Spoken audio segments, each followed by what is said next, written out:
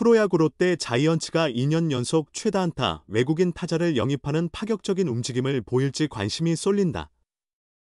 메이저리그에서 오랜 경력을 쌓은 유격수가 롯데 구단 SNS를 팔로우한 것이다.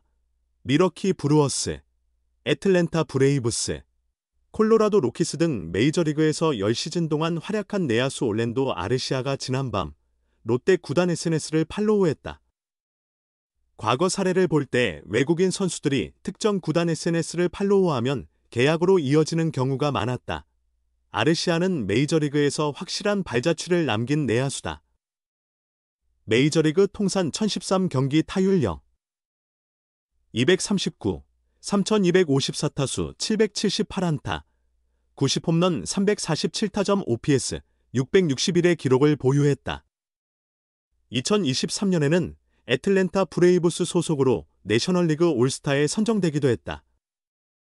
메이저리그에서도 장타력이 있으며 수비가 안정된 유격수로 평가받았다. 커리어 하이 시즌은 올스타에 뽑힌 2023 시즌이다.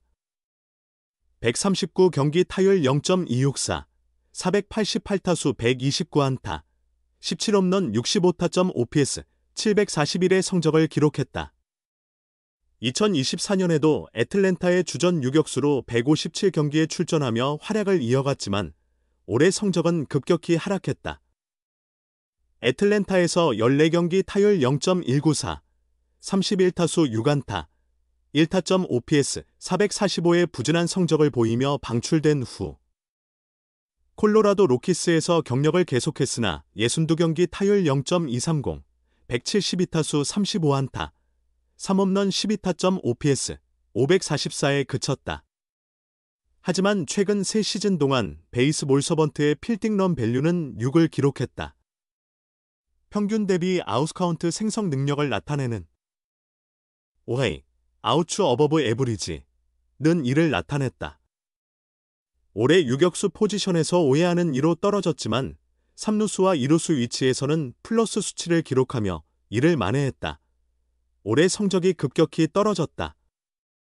메이저리그에서 경쟁력이 없는 유격수는 아니지만 점차 주전 자리를 위협받는 것도 사실이다. 1994년생으로 31세. 아르시아 이후 애틀랜타 유격수로 활약하다 현재 FA가 된 김하성, 30일. 과한 살 차이이며 올해 FA 최대어 유격수인 박찬호, 30일. 와도 한 살 차이다. 아르시아는 지난 3일 이하 한국 시간 콜로라도 로키스에서 FA 자격을 얻었다. 올해 연봉은 $200만. 과거 2020에서 2021년 롯데에서 뛰며 화려한 수비로 팬들을 매료시킨 딕슨 마차도의 업그레이드 버전에 해당하는 선수다. 롯데가 아르시아를 영입한다면 FA 최대어 박찬호를 데려오지 못한 상황에서 외국인 선수로 차선책을 마련한 것으로 해석될 수 있다. 또한 롯데는 2024년 202안타 신기록을 세우고 2년 연속 최다 안타를 기록한 빅터 레이에스와의 재계약 가능성이 낮아지고 있다. 외국인 타자 2명을 동시에 보유하는 선택지는 사실상 어렵다. 레이에스는 지난 2년간 리그에서 가장 뛰어난 외국인 타자였다. 2024에서 2025년 타율 3할 3푼 9리, 1147타수 389안타, 28홈런 218타점 OPS, 883의 성적을 기록했다. 이 기간 동안 타율, 최다 안타, 2루타 부문 1위, 타점은 2위를 차지했다. 단순히 타점만 많은 타자가 아니다. 최근 2시즌 동안 중요한 순간에 가장 위력적인 모습을 보인 타자였다. 경기 후반인 7회 이후 2점 차 이내 접전. 상황에서 타율 4할 5리, 158타수 64안타, 4홈런을 쳐냈다. 또한 7회 이후 득점권 기회에서 타율 4할 9푼 3리, 73타수 36안타, 5홈런 54타점을 기록했다. OPS가 무려 1.378에 달한다. 장타력은 부족했지만 뛰어난 컨택 능력으로 리그를 압도했고 결정적 순간마다 상대 투수를 공포에 떨게 했다. 김태형 감독은 레이에스에 대해 대체할 방안이 있나라며 회의적인 입장을 드러냈다. 아쉬운 부분, 부족한 점이 전혀 없으며 이 정도 수준의 타자를 구하기 어렵다는 설명이다. 게다가 이미 K리그에 완벽히 적응한 상태다. 외국인 타자는 외국인 투수보다 예측하기 훨씬 어렵다고 언급했던 김태형 감독이다. 네이에스와 계속 협력하는 것이 안정적인 선택지라는 점은 분명하다. 하지만 롯데가 만약 네이에스를 보내기로 결정한다면 이것 또한 매우 과감한 선택이 될 전망이다. 베네수엘라 국적의 1994년생 우투우타 내야수 아르시아는 원래 매우 주목받는 유망주였다. 미러키 브루어스 조직을 통해 미국 프로야구 생활을 시작한 아르시아는 2015 시즌을 앞두고 탑 100 유망주 순위에 처음 이름을 올렸으며 2016 시즌에는 메이저리그 전체 6위, MLB 파이프라인, 유망주 평가를 받기도 했다. 그러나 기대에 미치지는 못했다. 아르시아는 장타력은 다소 약점이지만 뛰어난 타구 접촉 능력과 빠른 주력을 가진 타자로 평가받았으나 빅리그에서는 그에 상응하는 성과를 보여주지 못했다. 첫 시즌 55경기에서 219, 273, 358 4홈런 17타점 8도루에 그쳤던 아르시아는 2017 시즌 153경기에서 277, 324, 407, 15홈런 53타점 14도루를 기록하며 성장 가능성을 보였다. 하지만 2018 시즌부터 성적이 급격히 하락했으며 2018-2020 시즌 3년간 330경기, 233, 284, 347, 23홈런 109타점 17도루에 머물렀다. 아르시아는 결국 2021 시즌 초 애틀랜타로의 트레이드를 통해 미러키에서의 생활을 마감하게 되었다. 애틀랜타 이적은 아르시아에게 중요한 전환점이 된 것처럼 보였다.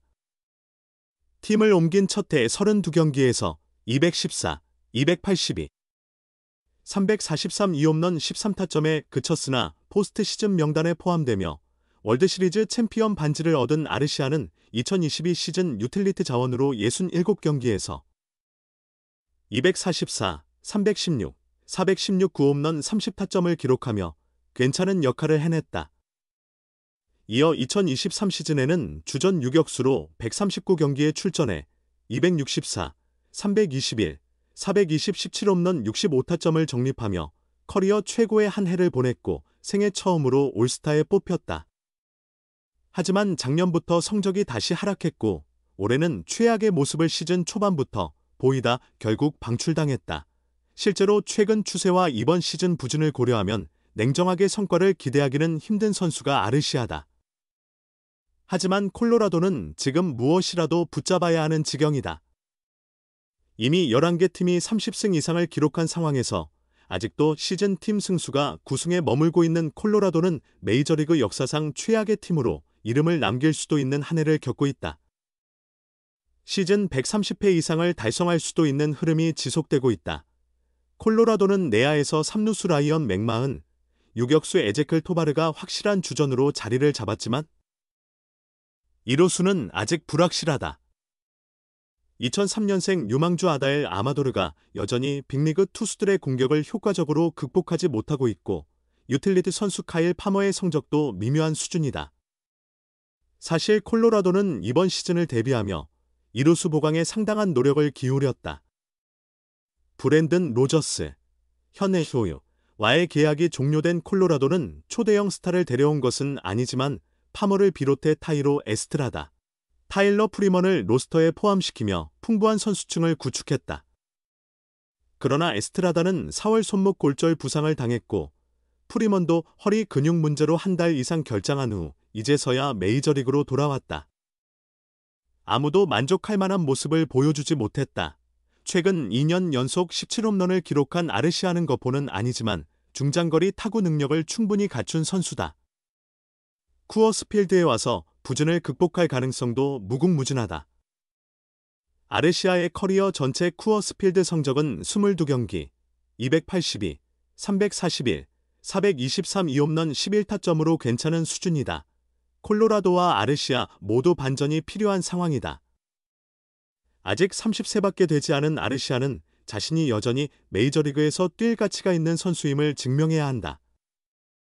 콜로라도 역시 사상 최악의 팀이라는 불명예를 피하기 위해 하루빨리 처참한 상황을 반전시킬 필요가 있다.